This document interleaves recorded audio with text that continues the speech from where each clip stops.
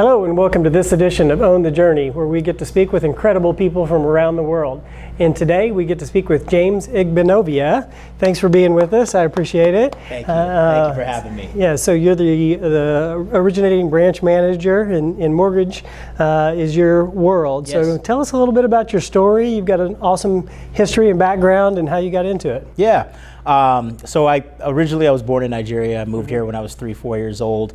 I've been here now for, I'm 40 now, so I've been here for a long time. But growing up, I've always had an industrious side to myself, and I've always felt like, hard work is what needs to be done, right? So it's just a passage of life. So my best friend I met in California when I was 19 years old, 20 years old, and he said, "Hey, I'm moving to Arizona to get into real estate.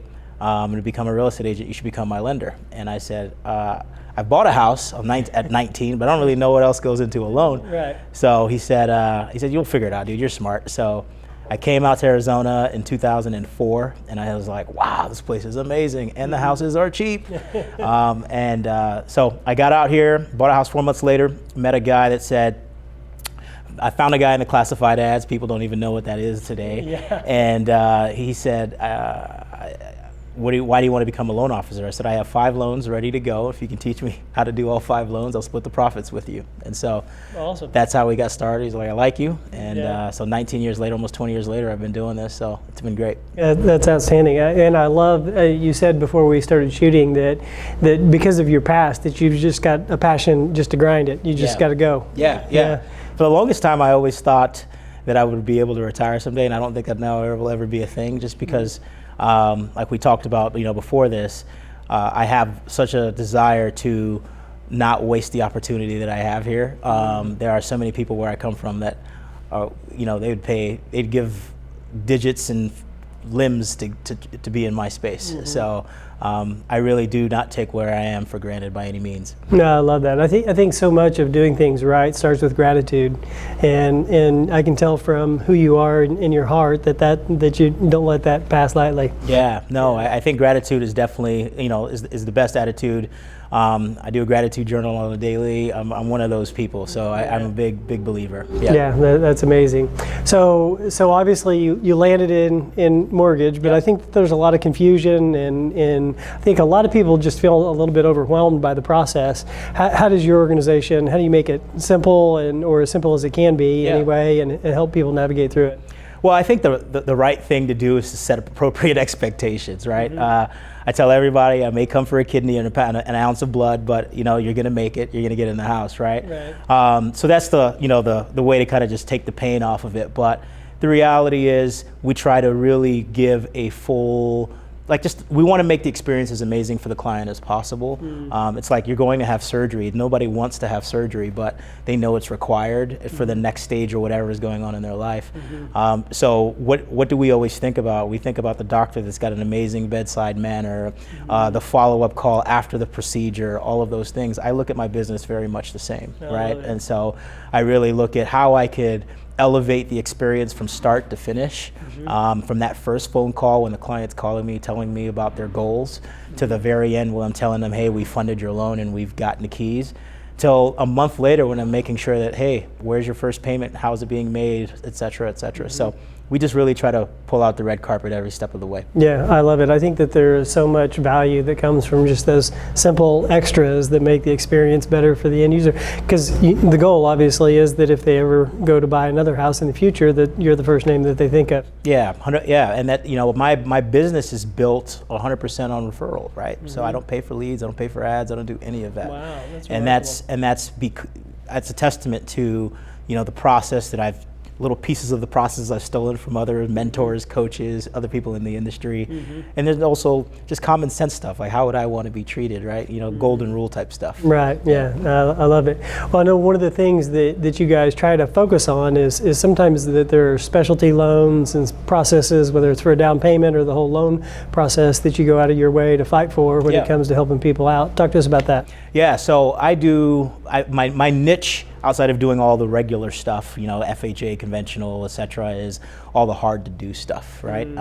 I find that that I find that to be the most rewarding, doing things that people say can't be done. And then just feeling the appreciation from the client, knowing that I just pulled a rabbit out of a hat, so to speak. Changed their life, right? Changed their life, right? And we really created the first step to generational wealth for them, right? So I'm very, very dialed and very, what's the word I'm looking for? I care a lot about finding ways to make deals that couldn't get done. And so I do all kinds of stuff. I mean, asset qualifying, I do P&Ls, I do, I will walk a client through what their tax return needs to look like for them to qualify. I do a lot. So, it would be too much to enumerate here. I totally understand it. But at the end of the day, you're fighting for an incredible experience and to change somebody's life, make a dream come true. And that's absolutely outstanding. No question. I just had a meeting with a client, and, they're young and they're trying to figure out what that first payment's going to look like and can they afford it. And the thing I stress is always like, hey, that first deal, that first house is a game changer for generational wealth.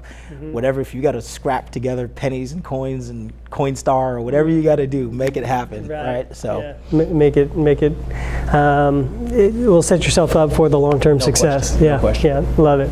Well, so we touched on kind of the overall strategy, but I think one of the big challenges for young people or couples that are going into this for the first time is that down payment. Yeah. And I know that there's some unique things that people can come to you for or look in the marketplace as it may be for these programs.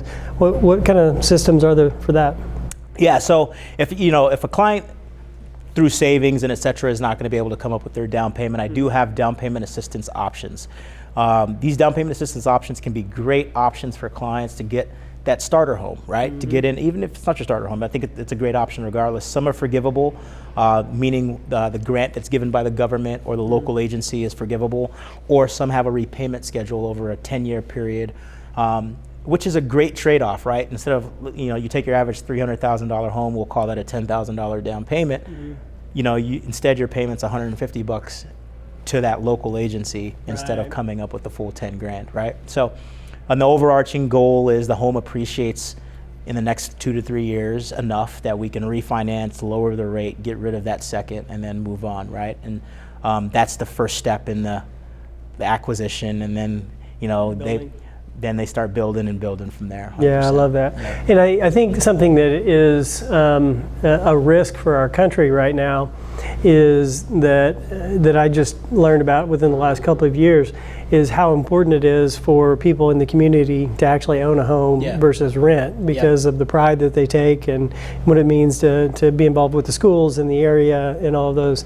How's your experience been with that? Homeownership isn't for everyone. It's tough for everyone, but I think it's one of the most transformational things that can happen in the community, as you're saying, right? So you talked about pride and ownership, talk about all those things. You talk about gentrification that you're starting to see in different neighborhoods, right? I live in Central Phoenix. My neighborhood is historically a nice one, but if you compared it to North Scottsdale or some of these others, it's not quite that. But what's starting to happen in my neighborhood is people are adding square footage. They're doing the full renovations. I mean, my house was built in the 50s, right? So, I still have plaster walls and cloth wiring. I didn't even know that was a thing, right? So, but now you're starting to see all those things get changed over, and that's that pride of ownership you're talking about. And a lot of it's made possible because I made that, or these people have made that first step in buying the home. Now they can use that equity and do different things with it. Yeah, I love that. Well, and speaking of that, I mean, you've talked about refinancing, whether it's on the down payment or refinancing for, a remodel and a rehab. Sometimes that can be a little bit daunting. When is the right time to do that, and what's the right structure? How do you know? I generally say that the timing is really going to be about what's going on in your life, right? So I see all kinds of scenarios. People come to me with all kinds of craziness, and I just have to figure out how I can best solve their problem, right? So it can be, anything along the lines of, hey, I've got 60 grand in credit card debt at 30% interest. Well, your house has 300,000 in equity. This is an opportunity to really not only save yourself maybe $1,000, $1,500, $2,000 a month in credit card payments, but also pay that off faster because you're saving all of that money, right? Or child wants to go to college and they need to come up with the funds, we can use the equity to do that. A refinance could be great, a line of credit could be great. We look at all of those options for the client. Renovations, like you said, that's another big one, right? I'm getting ready to add 1,500 square foot to my home, et cetera, right? So those are scenarios where I don't want to use up my cash. I'm a big fan of leverage, right? So I'm going to leverage and use that cash, use my equity to do that renovation. That's awesome. Yeah. When do you think, and I'm sure part of it has to do with where you're at in your life, but when do you find it's best to refi or remortgage versus put in a home equity line of credit? Yeah, so I mean, the general rule of thumb on refinancing is they generally want to see about a 1%. For it to make sense, we want to see a 1% drop in rate, okay? Outside of that, it's going to be really just specific to your situation and what's going on in your life, right? And then from a HELOC perspective, if the amount is not very big, right? I don't we use a $60,000 example.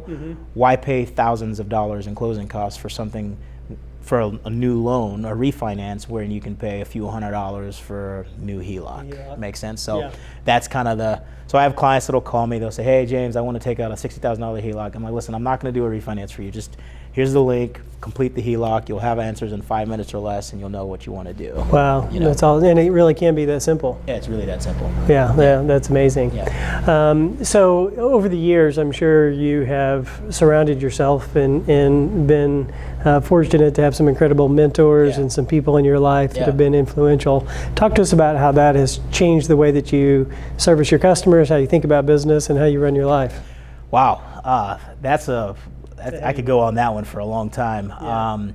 First big mentor in my life was at 16 years old, and he taught me everything there was to really know about investing, finances, how money worked, how interest worked, etc. I mean, I was opening up mutual fund accounts at 16, like most 16-year-olds aren't doing that type of a thing. So right. So that was probably, he was the one that set me down this path of, okay, you can really change lives. Like he's talking about starting college, scholarship funds, etc. I had a business plan at 16 years old, right? Wow. So because of this gentleman, so that was a big push or spiritual or influence. I get coached professionally as well by amazing top producers.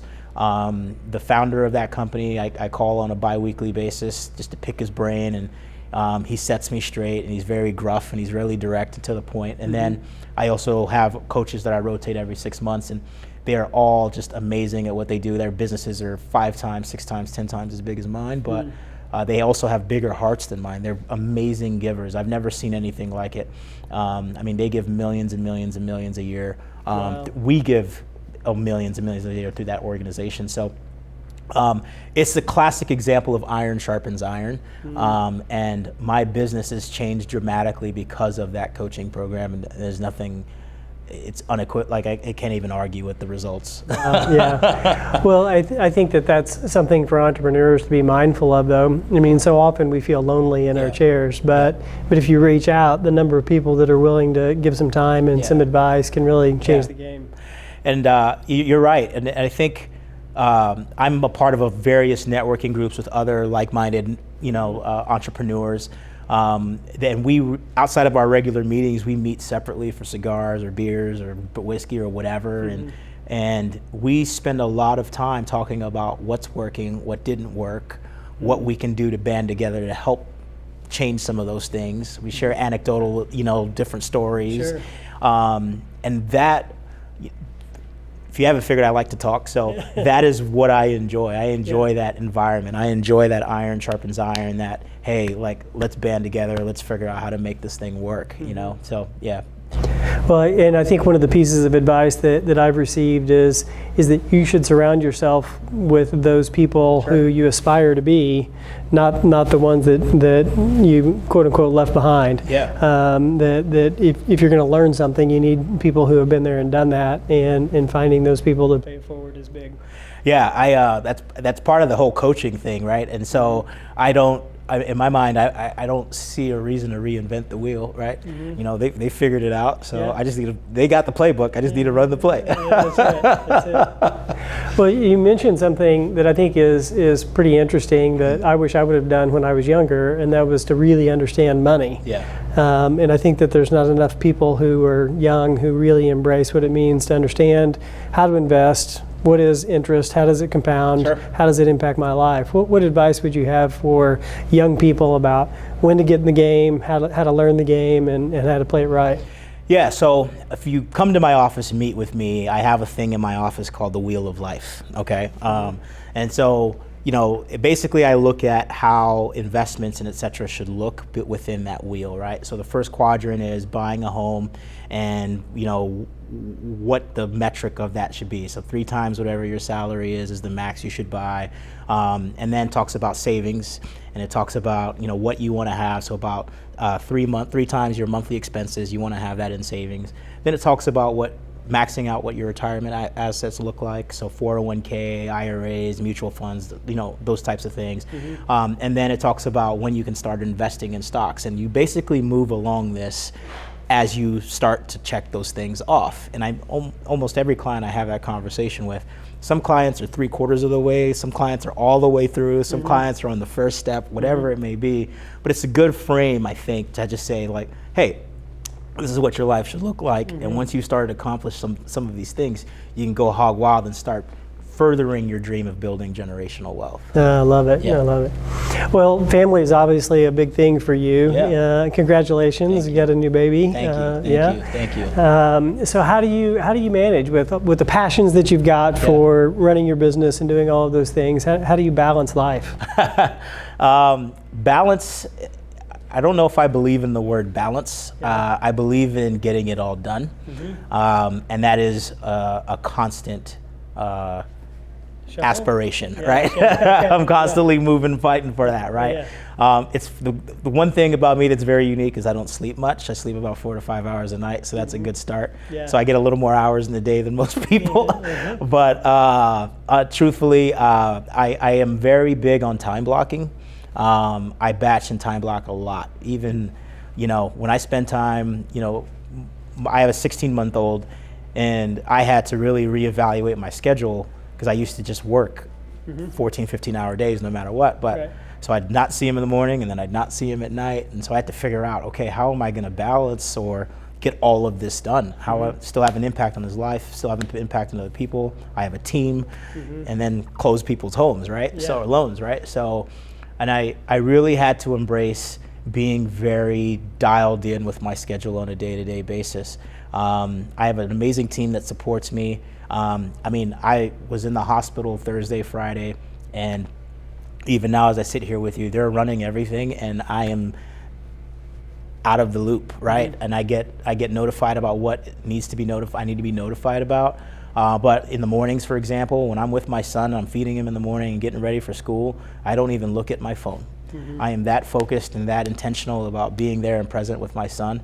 And to me, that's my definition of success. It's just being 100% present and just giving your best at that moment, whenever you're in that moment. Yeah, it's amazing. So how have you built the culture within your team that honors that for everyone? Yeah, so culture is an interesting thing, but it starts at the top, no question, right? And so as far as my team, they work 40 hours, that's it. I don't expect weekend coverage. I don't expect nighttime coverage. Some of them do it just out of the kindness, out of their heart, etc. Sometimes if I'm on vacation or something, I need some additional coverage, I'll ask, and I compensate for that, right? But the biggest thing is I want them to be able to spend time with their family. I want them to enjoy some members of my team have older children, some of them have no children, so those are all things, I want them to have all of those, I want them to have that balance in their life, even though I may be a little bit more on the manic side of things, right? I know a little bit about that. Yeah, definitely. Well, I think it's good when you lead that way, it gives them permission to check out and to focus on the things that are important. And at some point, I'm sure when you make that phone call of an evening or whatever it is, it's not that big of a deal. It's not. And truthfully, we have like a little bit of a rotating process, so everybody, has a role to play on the weekends if absolutely needed. But I really try to be the overflow on the weekends. I work 7 days a week. It's just kind of the way it is. And until I get to a point where I can't do that anymore, I'll just do it. I love it. Well, when you understand real estate and you understand the complexities of markets, talk to us about the way that Phoenix and other markets have shifted. You mentioned some older neighborhoods and newer neighborhoods, but there's a lot to really understand when it comes to valuations and how the business works. Talk to us about that a little bit. Well, when I moved here 19 years ago, you could buy on the outskirts for probably 100, 130,000, and you could buy within town for, all day for 300,000-400,000, and then $1 million was like, oh my God, that's like a crazy number, right? And now that's really changed, right? So the hardest, the part of the market that's suffering the most currently is that first-time home buyer market. That entry level is really, when you look at income, somewhere in the 250 to 350 range. Wow. But if you look at the values, it's really 450 to 550 range, right? So there's a big disparity there. So you're seeing people that are starting to, what we call drive till you qualify, right? So you drive further and further and further and further, and that's when you end up in towns that are 20, 30, 40 miles away, just because that's just where the affordability is, right? So that part has become a little bit of a challenge, but I do think that wages are on the up. I think they'll continue to increase, and I think that'll hopefully mitigate that a little bit, but that is one of the biggest challenges that we're facing. Yeah, well, and I think when you look at some of the prices of homes in those popular areas, they've just gotten unreasonable for some families, and so therefore which I guess in some ways is good for the bedroom communities, and it helps to bolster what's going on in that environment, but 100%. Creates challenges at the same time. It creates challenges, but I think it also creates opportunity. One of the things that we're really doing right now with our clients is figuring out how to use some of the sellers' concessions to get the payments where they want it, and make it affordable for them, right? So, I had a client that just got $60,000 from the seller to be able to buy their rate down, and save them, $1,600, $1,700 a month in their payment. So it can. If there's a deal to be had, it takes the right person that's willing to work it out and get down there and say, hey, this is how we can maneuver the numbers, and that's part of what I do. Well, I guess it's like anything else where some people see challenges, you see opportunities, and that's where you guys step in. That's 100% the truth. Wherever there's a challenge, I see an opportunity, and I want to be in the middle of it. How do you push that down to your team? So with my team, we have this, we don't say no mentality at all, right? And it's always interesting when I hire somebody new and they're like, well, their credit is only X. And I'm like, and? Thank you for stating the facts to me. But we are going to get them where we need them to be, because that's what we do, right? So you come to me, I have clients will call me, oh, I think my credit's in the 400s or the 500s. I said, listen, and they're worried about pulling credit. I'm like, listen, you're going to leave here better than you left me. Even if you had a 700 credit score, you're going to leave here better than you left me. I'm going to give you a whole plan on what you need to do. Hey, you're great on score, but you need to reduce your credit, your balance, utilization under 30%. Just keep that in mind as you're looking forward, right? Or if you need a robust plan, I have partners that I'm going to help that can help do far more deletions, all of those different things, right? So if it's income, all right, do we need to get a cosigner? Do we need to wait till you get your income up? Do we need to,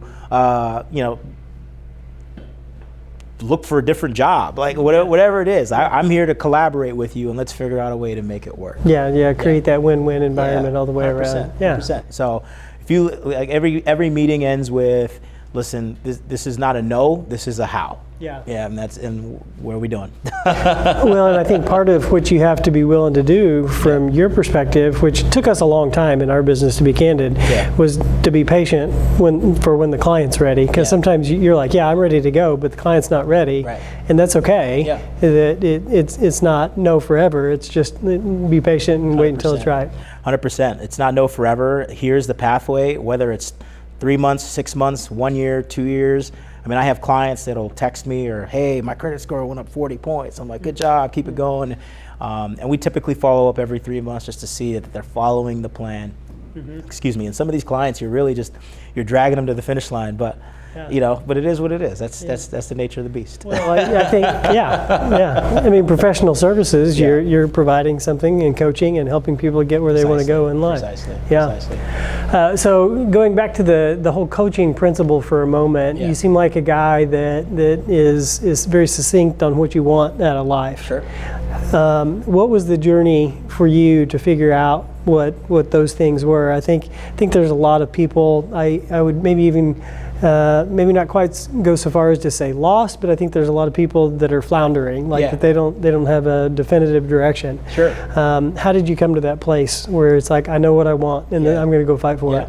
So I told you I moved here when I was 3 years old, I think, and I grew up in California, and I grew up in Northern California, and you have a certain culture of the shoes and all these things. So growing up as a teenager, I saw those things, and we didn't grow up with amazing means, so we didn't have a lot of those things, and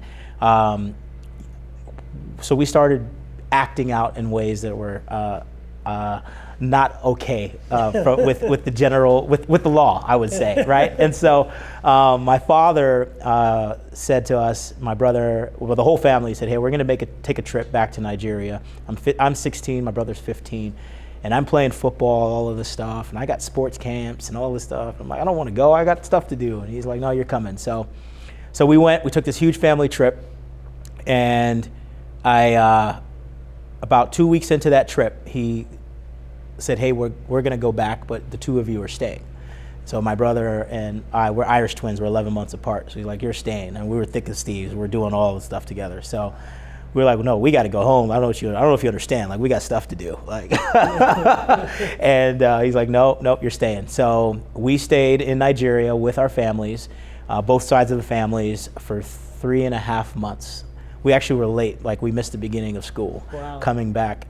And that was one of the most seminal moments of my life. It completely reset me as to who I was and what my purpose was, and what opportunities lay in front of me, right? And I mean, I came back, I pretty much kissed the ground when I got back. I mean, it's just, when I talk about the level of what I thought was poor, and then when I really saw what was poor, like, you pump the water, and the water still has dirt in it, and then you still have to boil the water just so you can drink the water. Like, that's the level of, toilets that are just holes in the ground, or not even a toilet, or you need to pour water into it to flush it, like those types of things. And so I'm not saying that to denigrate anybody, but it's just a different level of appreciation, right?